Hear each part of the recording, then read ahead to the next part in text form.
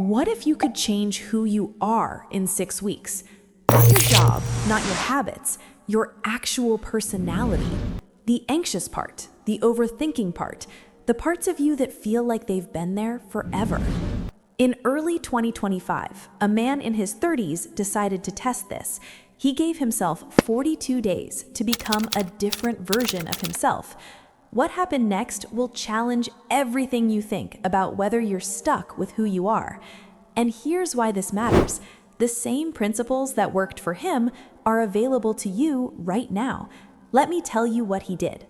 This is a story about one person's experiment with change, about whether the traits you've carried your whole life have to stay with you forever.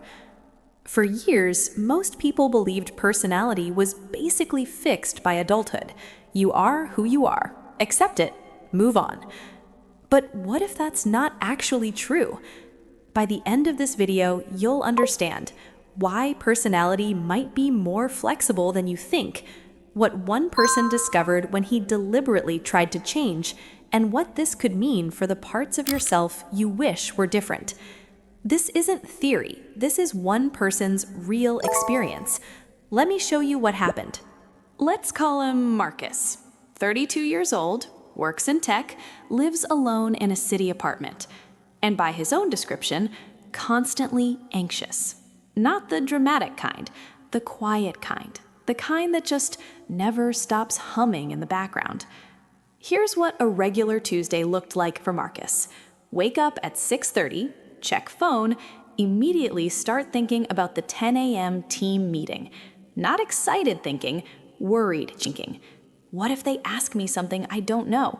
What if I say something stupid? What if everyone thinks I'm incompetent? By 9 a.m., he's rewritten the same Slack message 4 times. Not because it's wrong, because he's terrified of how it might sound. The meeting arrives. His heart's already racing. Someone asks for opinions. Marcus has ideas, good ones, but he stays silent. Too risky. What if he's wrong? Simple, but specific. February 15th, day 4. Team meeting, 10 a.m. At 9:45, the anxiety started. Right on schedule. Old Marcus would have spent the next 15 minutes spiraling. New experiment Marcus opened his journal, wrote, "Worst realistic outcome. Someone disagrees with me. Likely outcome, normal meeting, work continues." Did the anxiety disappear? No, but it shifted from a flood to a manageable stream. The meeting started. Discussion about a new project feature. Someone asked, "Anyone have thoughts on the timeline?" Beat. Marcus had a thought, a specific, useful thought about breaking the project into phases. Old Marcus, "Don't say it. What if you're wrong?" New Marcus, 1, 2, 3. Slower. He unmuted. "I think we could split this into 2 phases. Launch the basic version first, then add complexity." His voice shook a little. His heart pounded. But he said it. Pause, then warmer. His manager nodded. "Good thinking. Let's explore that." That's it. No mockery, no judgment, just normal work. Reflective. Marcus wrote that night. Day 4. Spoke up once. Nobody laughed. I didn't combust. Weird. Music continues, showing passage of time. Second example. Week 3. March 1st, day 18. Marcus sent an email, noticed a typo 30 seconds after sending, called his boss by the wrong name. Beat. Old Marcus would have panicked, convinced himself he'd get fired, replayed it for hours. Pause. New Marcus felt the rumination starting, caught it, stood up from his desk, 3 deep breaths. Clear, matter of fact. Sent a quick follow-up. "Apologies, autocorrect got me. I meant John, not Joan." Response 3 minutes later. "Huh, no worries." The entire incident, from mistake to resolution, took 5 minutes. Old Marcus would have lost 3 hours to rumination. Journal entry. Day 18. Made a mistake, fixed it, moved on. This feels strange, like I'm allowed to be imperfect. Third example. Week 5. March 18th. Day 35. Big client presentation. 20 people on the call. 6 weeks ago, Marcus would have been a wreck for days beforehand. Morning of the presentation, he felt nervous, but it was different. It wasn't, I'm going to fail and humiliate myself. It was, this matters. It's normal to feel alert. The presentation went fine, not perfect. He stumbled on one slide, forgot to share his screen at one point, but he recovered, made a joke about it, kept going.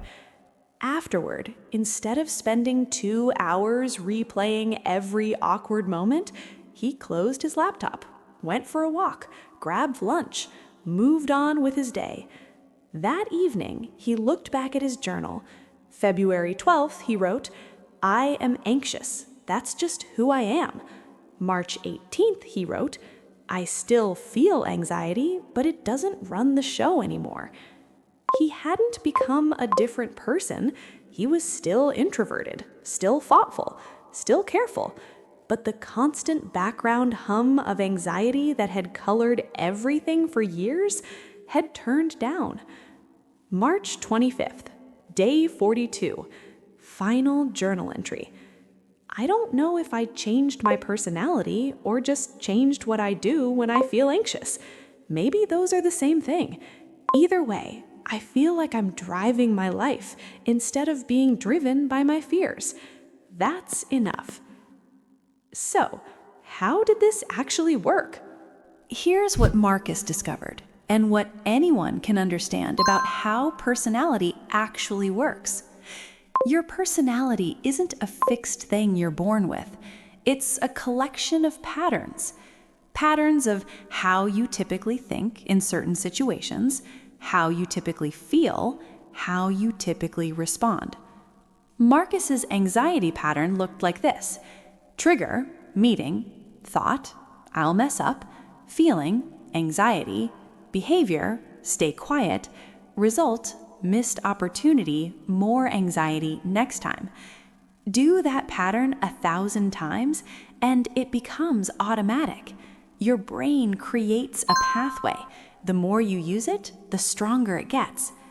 But here's what Marcus figured out. You can create a new pathway. New pattern. Trigger, meeting, thought, I have an idea, action, count to 3, speak, result, idea shared, world doesn't end, new feeling, capable. The first time, that new pathway is weak, like a faint trail in the woods, but do it daily for 6 weeks, that trail becomes a path, then a road, and eventually it becomes your new automatic response. This is why Marcus's specific plans mattered so much. He didn't just want to be less anxious.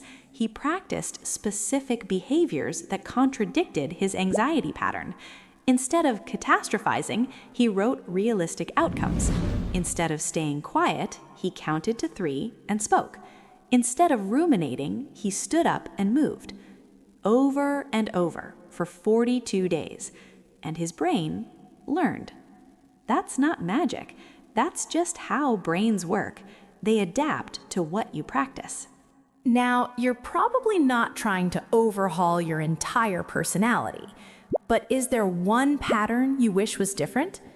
Maybe you snap when criticized and wish you could stay calm. Avoid hard conversations and wish you could speak directly. Overthink every decision and wish you could trust yourself. Feel drained by people and wish you could enjoy connection more. Procrastinate and wish you could just start. Those aren't character flaws. They're patterns you learned. And Marcus's experience shows patterns can change. Here's what you can actually do. Step 1, identify one pattern you want to shift. Just one. Don't try to change everything. Step 2, create a specific plan. Not, I want to be more confident, but when someone criticizes my work, I will pause for 3 seconds, thank them, and ask one clarifying question. Step 3, practice it daily. Track it somehow. Journal, notes app, calendar, check marks, whatever works. Step 4, give it 6 weeks. Not 6 days, not 6 months, 6 weeks of consistent practice. You won't become a different person, but you might become a different version of yourself. And here's what makes this powerful. You're not fighting who you are. You're just teaching your brain a new default. Marcus still feels anxiety sometimes, but now it's information, not a command. He still overthinks occasionally, but now he catches it earlier. The pattern shifted, and shifting the pattern changed his experience of being himself. Your brain can learn new patterns too. So the next time someone tells you people don't change, remember Marcus. Remember that in 42 days, he shifted a pattern he'd carried for decades.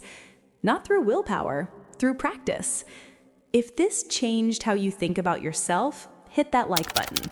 Subscribe to the Psychology Ledger for more stories about the hidden patterns behind human behavior. And drop a comment. What's one pattern you'd want to shift? Just one. Because maybe it's not as fixed as you think. I'll see you in the next one.